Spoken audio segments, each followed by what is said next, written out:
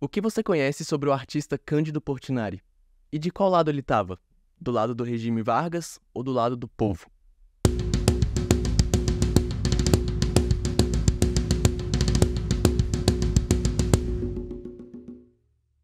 Durante boa parte da República Velha, o Brasil vivenciou um fenômeno chamado política do café com leite.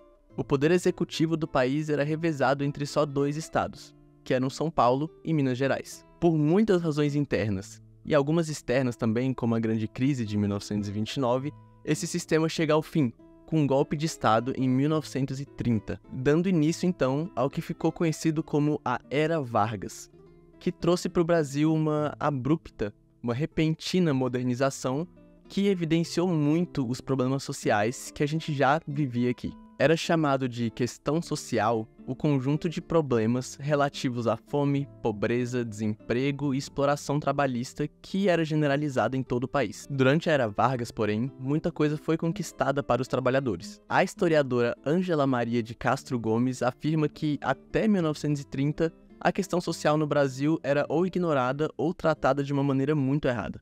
É só a partir dessa data que a questão social passa a ser tratada também como uma questão política, que precisava da intervenção do Estado para que alguma coisa mudasse. Mas isso não foi só uma decisão que partiu de alguns políticos.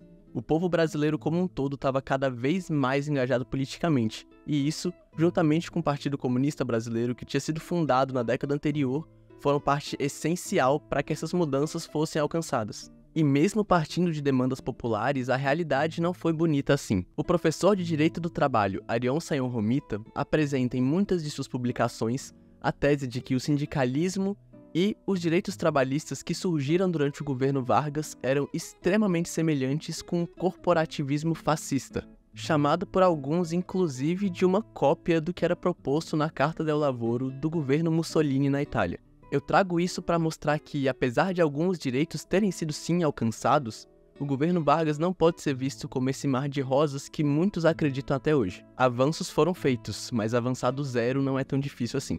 E é nesse contexto político que recebemos a segunda geração de artistas do modernismo brasileiro. A primeira geração, marcada pela Semana de Arte Moderna de 1922, apresentava como tema um Brasil primitivo e folclórico, buscando reforçar e consolidar um sentimento de nacionalismo. A segunda geração, marcada pela Era Vargas, traz como tema o povo. Valorizavam o trabalhador e destacavam a miséria, as dores e a labuta do ser humano. O artista então se volta para os problemas sociopolíticos e passa a pensar mais na função social de sua arte. Sua arte estaria a serviço de uma figuração que revelaria o país, um Brasil real, extremamente desigual e problemático. E o povo era, além de seu tema, o seu espectador ideal. O artista que melhor representa esse período é, sem dúvida alguma, Cândido Portinari. Nas suas obras desse período dá para ver uma preocupação do artista com a imagem social, mostrando o contraste existente entre a vida rude e calejada, sem muita perspectiva de mudança, e a natureza árida, que maltrata, mas ainda assim fornece o sustento para o trabalhador. Muitas obras do artista apresentavam deformações físicas nos personagens ali retratados. Isso vem de uma busca por valorizar o trabalhador brasileiro, ao mesmo tempo que demonstra sua figura dramática e comovente, marcada pelo expediente duro das fazendas. Ele era bastante mobilizado politicamente e acreditava em uma função social ou educativa da arte, além de uma maior proximidade com o público. Para ele, só a arte figurativa, ou seja, aquela que não é abstrata, poderia desempenhar efetivamente essa função de educação e conscientização. Quem assistiu os meus vídeos sobre o realismo socialista ou sobre a Revolução Cultural Chinesa vai perceber uma grande semelhança aqui. Não à toa, o Portinari se junta ao Partidão nos anos 1940, mas não só ele, como vários outros modernistas que viam a arte dessa forma também.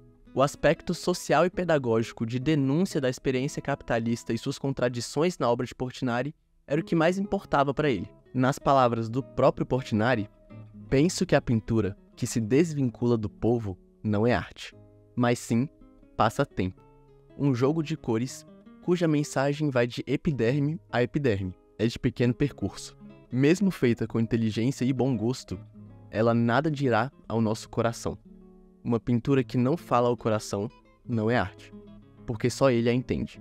Só o coração nos poderá tornar melhores, e é essa a grande função da arte.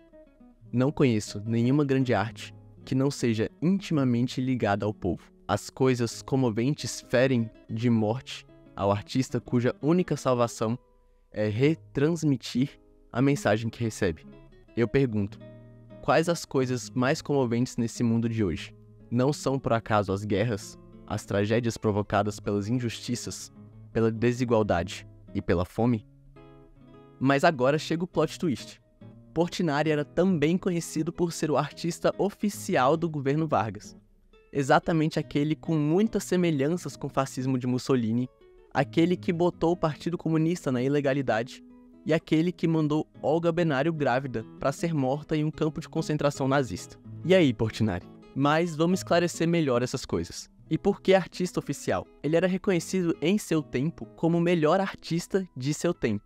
Isso fez com que muitas pessoas ricas e importantes do país, inclusive o próprio Vargas, contratassem um artista para fazer retratos. Mas seu feito que mais causou indignação foi a produção dos 10 afrescos encomendados para decorar o novo prédio do Ministério da Educação que estava sendo construído na então capital, Rio de Janeiro. Eles demoraram 8 anos para ficar prontos e representavam os diferentes ciclos econômicos da história do Brasil. Sobre esse trabalho, Oswald de Andrade publicou no jornal O Estado de São Paulo um texto chamado Pinturas do Coronel, em que ele acusa o Portinari de ter se rendido ao dinheiro e à chamada cultura oficial, que, resumindo muito, seria uma cultura divulgada pelo governo que não condiz com a cultura verdadeira do país. Em 1944, em carta para Mário de Andrade, o Portinari fala sobre essa carta do Oswald e diz que é tudo mentira, que ele não se rendeu a nada, ele continuou o mesmo e só teria menos fé no seu próprio trabalho. Não entrando no mérito de ele ter se vendido ou não,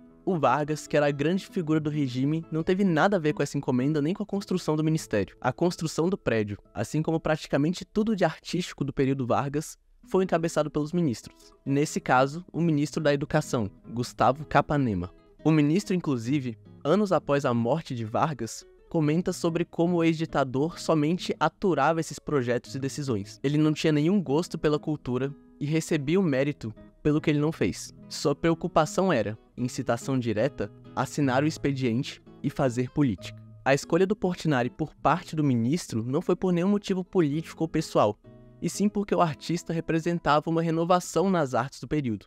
O prédio se propunha a ser uma grande obra de arte, e, para a execução, foram chamados jovens projetistas e arquitetos, como Oscar Niemeyer e Lúcio Costa. O edifício esbanjava um modelo arquitetônico que até então nunca tinha sido visto no Brasil, mas que, algumas décadas depois, teriam semelhantes mais para o centro do país. Tudo que o compunha almejava pelo novo e pelo moderno, e nas artes visuais era o Portinari que ocupava esse papel. E mesmo assim, o artista não faria nada diferente do que ele acreditava. Nas palavras dele, sou filho de camponês. Meus pais foram sempre camponeses pobres. Assim, não posso esquecer-me deles. São o meu objetivo. Quando fiz os afrescos do Ministério da Educação, queriam que eu fizesse a história do Brasil. Tentei, mas foi impossível. Não saía nada. Depois de estudos e estudos, nada. Então tive de dizer, a minha pintura é pintura de camponês. Se querem os meus camponeses, bem, se não, chamem outro pintor. Foi então que, embora numa ordem histórica, fiz a série Ouro, Fumo, Gado e etc. O foco de todos os afrescos é o trabalhador, as dificuldades e as dores vividas no ambiente de trabalho. Não há uma exaltação da história do Brasil, e sim uma denúncia das condições que sempre foram desumanas.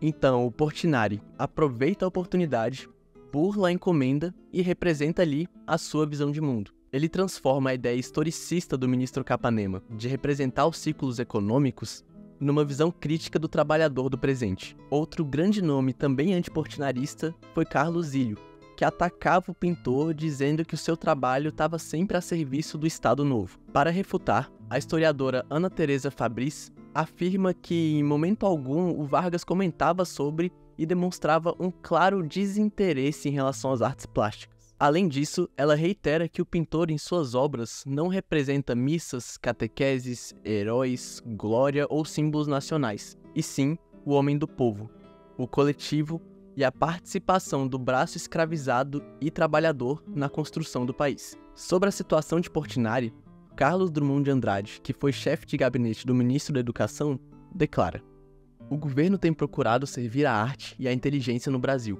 interessando na feitura e na decoração de seus edifícios o maior número possível de bons artistas, como também chamando a colaborar na solução dos problemas culturais os escritores e cientistas mais eminentes da nossa terra. Não somente Portinari, mas também Lúcio Costa, Celso Antônio, Santa Rosa, Adriana Jacopo, Luz Brecheret, Luiz Jardim, Carlos Leão, Paulo Rossi, Oscar Niemeyer, Vila Lobos, Francisco Mignoni, Antônio de Sá Pereira, Lorenzo Fernandes, Mário de Andrade, Manuel Bandeira, Aníbal Machado, Graciliano Ramos, Augusto Meyer, Marcos Rebelo, João Afonso, Sérgio e Aurélio Buarque de Holanda, Honestado de Benafor, Augusto Frederico Schmidt, Rodrigo Melo, Franco de Andrade, Américo Facó, Rodolfo Garcia, Afonso de Toné, Souza de Silveira, Cláudio Brandão, Antenor Nascentes, Gilberto Freire, Rui Coutinho, Heloísa Alberto Torres, Arthur Ramos, Evandro e Carlos Chagas Filho, Emanuel Dias, Miguel Osório de Almeida e dezenas de outros. No momento, realizam obras ou põem as suas aptidões em caráter permanente ou para tarefas episódicas a serviço do Ministério de Trabalho, e que por isso mais diretamente observa. Poder-se-á chamar a isto arte oficial, literatura oficial, ciência oficial, mas enfim, né? Muita coisa, muita gente e muita opinião diferente. Mas a história é assim. Dá pra diminuir toda a luta política do Portinari só porque ele aceitou uns freelance? Depende de pra quem você pergunta. A gente tem sempre que lembrar que artista tem que ganhar dinheiro de alguma forma. E o Portinari, diferente de muitos outros artistas por aí, não era um riquinho filho de oligarca. É sim bem estranho e conflitante ser do Partido Comunista e fazer trabalhos para um governo fascista. Mas nada é tão simples assim. Quando pensamos a história, não tem uma objetividade ou uma verdade que a gente tem que encontrar, e sim um conjunto de evidências que nos levam a uma conclusão. Qual a sua? Eu espero que você não tire ela só desse vídeo. Eu sou o Koba e eu espero que você tenha gostado.